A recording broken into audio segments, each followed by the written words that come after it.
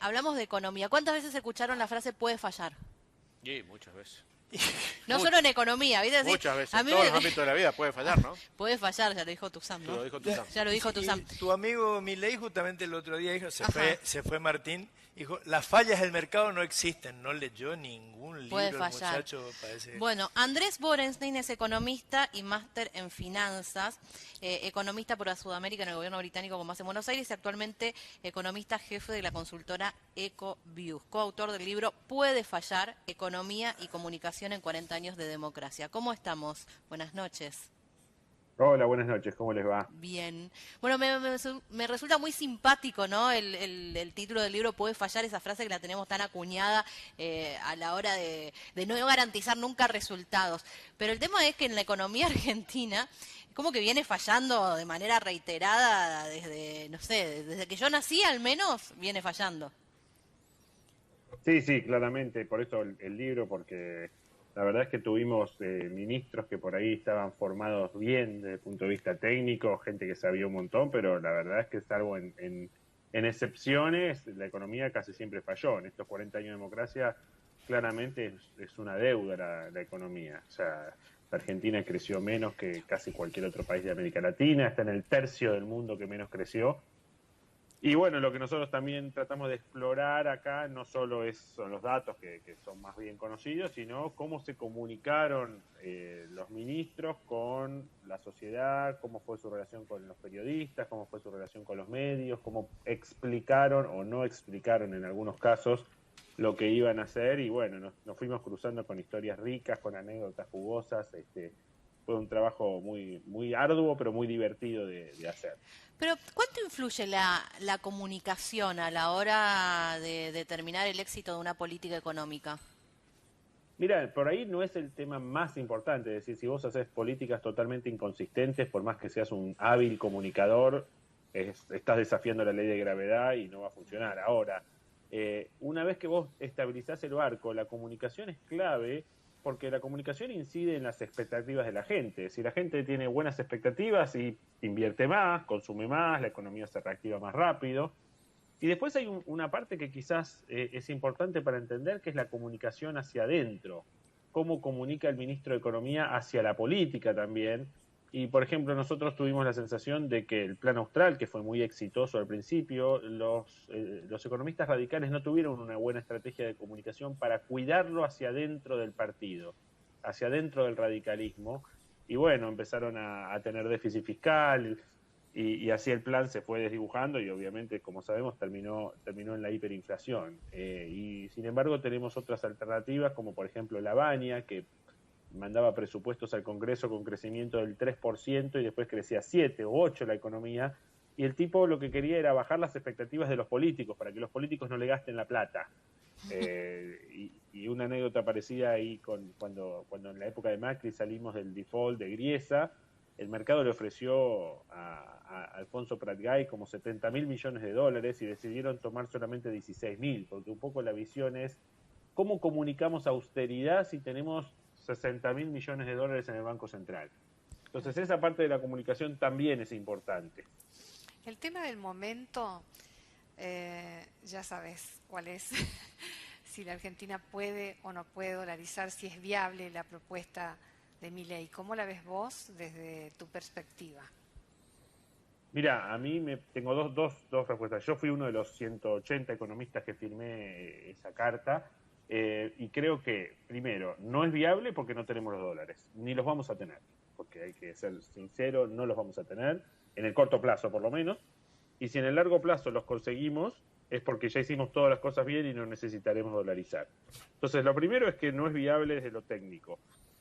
Además, y yo por eso firmé esa solicitada, porque creo que no es deseable. Creo que no está bueno dolarizar, no está bueno quedarse sin moneda, porque, por ejemplo, perdés la capacidad de ser un prestamista de última instancia, entonces cuando los bancos entran en problemas, el Banco Central los puede salvar, como pasó este año en Estados Unidos, donde 4 bancos, uno de los cuales bastante grande, tuvo inconvenientes y la Reserva Federal pudo salvarlos. Si la Argentina dolariza, se queda sin Banco Central. Y si bien hoy los bancos argentinos están muy, muy líquidos y nadie avisora ningún problema en el corto plazo, todos sabemos que la la situación financiera puede cambiar en cualquier momento y está muy bueno tener un banco central. Y la otra cosa muy importante es que el tipo de cambio es un amortiguador de shocks. Entonces, cada tanto pasa que hay una sequía, como este año, o que los precios internacionales bajan. Entonces, lo que hacen los países normales en esas circunstancias es depreciar el tipo de cambio, porque si uno no deprecia el tipo de cambio, todo el ajuste de una mala situación, por ejemplo, una sequía, va vía recesión, va vía cantidades, ¿no? Los economistas nos gusta ajustar un poco por precio, un poco por cantidad. Si hay que hacer un ajuste todo por cantidades, en las épocas malas nos comemos una recesión fenomenal, un desempleo fenomenal. Así que a mí particularmente no me gusta. Expropiación de YPF y el fallo de la jueza en Estados Unidos, ¿le va a generar algún tipo de desgaste a la figura de Kicillof y a sus chances electorales en la provincia de Buenos Aires? Mira, habría que preguntárselo a esto más a un politólogo o un encuestador. Mi impresión es que muy poco, que en el margen puede ser, pero no es que va a sacar 10 puntos menos por esto, porque digo, esto es un tema, me parece, suficientemente técnico. Cuando alguien dice 16.000 millones de dólares, es una cantidad de dinero que nadie puede llegar a comprender, porque si te digo 1.600 o 16.000, digo, para el 90% de la gente eso es lo mismo, porque a todos nos queda grande esa cantidad. Así que no lo veo como un problema puntual para sus chances.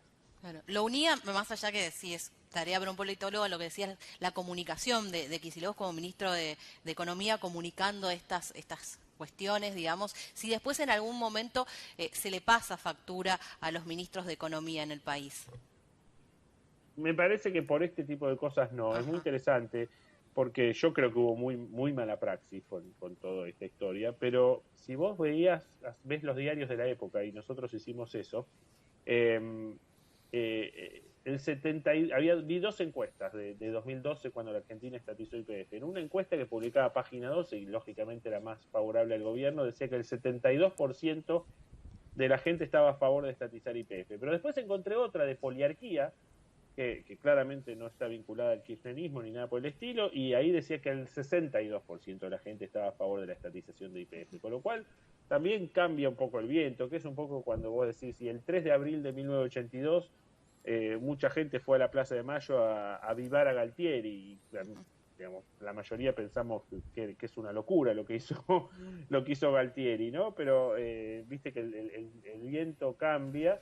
Pero en aquel momento fue una medida popular, desacertada desde mi punto de vista. Yo pensaba en su momento que era desacertada, hoy sigo pensando lo mismo. Pero mucha gente no lo vio así en su momento, entonces no estoy tan seguro que le pegue tan duro a Axel esto. Algo similar podríamos decir, hablando de otro ministro de Economía, Lustó con la 125. De nuevo, yo creo que la factura que le pasan a Martín con la 125... es mucho más en el círculo rojo que con la gente. Y por supuesto en el campo. La gente del campo sí se acuerda muchísimo, pero si le preguntas a cualquier persona de clase media, media baja, que no está vinculada con el campo, y por ahí lo escucha hablar a Martín, y Martín es un tipo que habla bien y puede ser simpático y no le juega necesariamente en contra. Andrés, buenas noches. Hoy entrevistamos y debatimos acá bastante en torno a qué elige el electorado en este momento tan especial que se está viviendo en el país. La cuestión económica que elige la gente es el hoy, el comer mañana, no tanto la macroeconomía, ¿no? Bueno, es que la macroeconomía es comer mañana. O sea, la gente que no puede comer mañana o que no sabe si va a poder comer mañana es por un problema macroeconómico. Pero lo que sí es cierto es que la gente no escucha propuestas. Y ahí creo que fue una de las pegadas que tuvo Milei. La herramienta más útil para comunicar para Milei fue el TikTok, ¿no? En TikTok vos podés, es efímero. Y si te pones a mirar, Massa cuando comunicó el plan Platita, el domingo pasado o el anterior, ya me perdí, sí, lo hizo en Instagram. Exacto. ¿No? Y vos decís que uno puede pensar que las políticas de Massa son historias de Instagram, duran un día. Lo dijo, no es una frase mía, la dijo hace poco, se la escuché en una charla a un politólogo, pero me quedé pensando, porque en buena medida es así, y quizás uno de los errores de algunos políticos es que quieren hacer lo que se llama el ofertismo, ¿no? Ir a los grandes programas de televisión, ir a las tapas de los diarios, decir yo soy esto, y explican con mucho nivel de detalle lo que quieren hacer. Y eso es algo que me parece a mí funciona cuando vos hablás con un empresario, cuando vas a dar una charla a una universidad, pero no funciona con el electorado, que hoy quiere todo muy, muy resumido, muy cortito, muy red social, y esto lo dice, me parece muy bien Marcos Peña. La llegada del teléfono inteligente, del smartphone, cambió la política. Esto no es un tema argentino, obviamente, es un tema mundial. Cambió la política, porque ahora, no sé, cuando vos te vas a los 80, en Buenos Aires, en el área de Buenos Aires, había 5 canales, de las cuales 4 eran del Estado. Era otra cosa. Ahora la cosa va por teléfonos inteligentes, por redes sociales, en donde está todo muy, muy, muy customizado, y son todas conversaciones muy pequeñas sobre temas puntuales, porque al electorado le interesa saber muchas cosas diferentes, y no solamente qué va a hacer el plan económico o qué vamos a hacer en materia de jubilaciones o en salud o en educación. ¿Crees que le favorece a Milei también el hecho de mostrarse como un profesor de economía? Aunque a veces explica temas complejos, pero él lo hace naturalmente. Mira, no, a mí me parece que no. De hecho menciona a economistas internacionales que lo conocemos solamente los que estudiamos economía. Pero claro, yo creo que de nuevo la gente no presta atención al discurso de Milei. Lo que presta atención es la gente está muy enojada. Estamos en un país con 40 y pico % de pobreza. El discurso de la casta me parece que fue excelente, la mejor pieza de marketing político en décadas, y la gente, muchos dicen, bueno, mirá, estoy para romper todo. Yo tengo claro por ahí que esto es un salto al vacío. Ahora, que Andrés, no tiene plan, que no tiene equipo, que no tiene gobernabilidad, pero quiere romper todo porque está muy enojada. Andrés, la gente común está bien que digamos, primero no esté obligatoriamente enterada de todo, pero no hay una cierta benevolencia también, por ejemplo, de los economistas profesionales y del ámbito científico, de algunas barbaridades que dice Milei, como esto de que las fallas del mercado no existen, y unas citas atravesadas de von Hayek y de otros, y nadie lo critica, digamos. Entonces el común de la gente dice, y debe estar diciendo la verdad, parece. No, yo creo que sí. A ver, lo criticamos, y está la solicitada hoy de los 180 economistas. Yo soy profesor de finanzas públicas, y la primera clase que le digo a mis alumnos es: el Estado se mete en la economía porque existen fallas de mercado. Hay 150.000 libros de finanzas públicas que básicamente lo que dicen es: hay falla de mercado. Pero esa es una discusión aburrida, es una discusión para una universidad, no es una discusión para la tele. Bueno, Cavallo también pero lo dijo. El problema es que toda la política de Milei se basa justamente en eso, en que hay que dejar que el mercado haga lo que quiera. Pero por ejemplo, si el mercado hiciera lo que quiera, probablemente 30-40% de los niños no irían al colegio. Sí, pues, y la Argentina, sí. desde hace 100 años, que la Argentina tiene 98% de alfabetismo. O sea, después hoy tenemos problemas con la calidad educativa, pero los niños por lo menos a la escuela primaria van. Hoy tenemos más problemas porque hay chicos que desertan del secundario, o chicos que lo terminan y uno dice todavía tienen problemas de lectoescritura o en matemática, pero en la Argentina este es un tema que está zanjado, y está zanjado porque se metió el Estado, y porque la ley de 1882, la famosa ley de educación de Roca, hizo que el Estado tome para sí la provisión del bien público de educación. Y todos tenemos claro que si hubiera un mercado habría muchísima gente que no podría pagar la educación, y quizás habría gente que no mandaría a los chicos al colegio aún pudiéndola pagar, y vos querés ser ahí paternalista y obligar a los padres a que manden a los niños al colegio. Sí. Por eso es lo que me llama la atención, que por ahí no se le responde. No leí la solicitada de hoy, por la barbaridad del otro día, de que el agua no tiene dueño, de que los ríos te los podés contaminar. No leyó el Código Civil y Comercial, pero bueno, no está enterado de que los ríos navegables por lo menos son bienes del dominio público. Y puede llegar a ser presidente. Me parece que... Digamos, no sé, la academia, los profesionales, los colegios por ahí tendrían que salir a decir, che, este tipo dice barbaridades. Yo creo que lo decimos. Yo, por ejemplo, tengo un podcast que hago todos los domingos, que se llama La Economía en 3 minutos, y el domingo pasado dije que Milei no era un economista serio, y no sabés la que me mandaron, ¿no? De menos lindo me decían de Dijiste, todo. ¿no es un economista serio? Y claro que no es. Por supuesto que no es. Digamos, si dice que una falla de mercado no existe, no es un economista serio. Habla como profesor, es como si yo me pongo a citar, imagínate, yo me puedo poner a citar médicos famosos en el mundo y yo no soy médico. Citar cosas, decir nombres difíciles o decir frases complejas no te hace.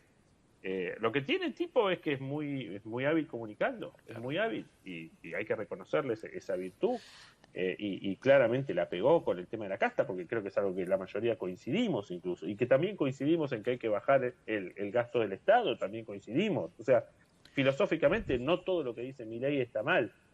Lo que pasa es que lo lleva a un extremo que me parece que no es una sensato, cuestión... y además obviamente tenemos dudas sobre la capacidad de implementar, porque yo creo, igual que Milei, igual que todos juntos por el cambio, que hay que bajar el gasto público y eliminar el déficit fiscal. Pero para eso necesitas... Claro, el problema es cómo se hace y a costa de quién, ¿no? No, pero eso aparte, bueno, y ese es el otro punto, es decir, fíjate la dificultad, una de las cosas que decimos ya mismo en la introducción del libro, es que cuando vos tenés un plan para estabilizar la economía, en general las preguntas que enfrentan los políticos, los candidatos a ministro de Economía es ¿cuánto vas a devaluar y cuánto vas a ajustar?